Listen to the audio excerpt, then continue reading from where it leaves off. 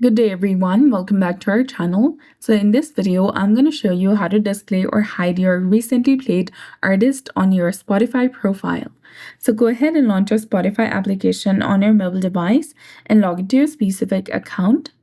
If you're already logged in, you'll see a profile picture in the top left corner.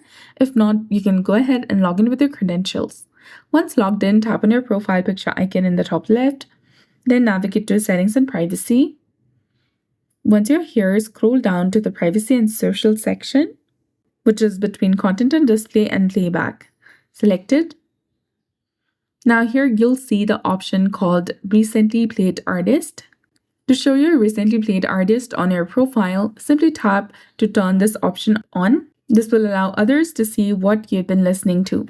To hide your recently played artist, follow the same steps and then toggle off this option. And this will disable others to see what you have been listening to on Spotify.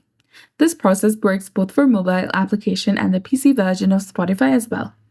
So that's it. I hope you found this video helpful. If you did, please like, share, and subscribe. Thanks for watching. We'll see you again in the next one.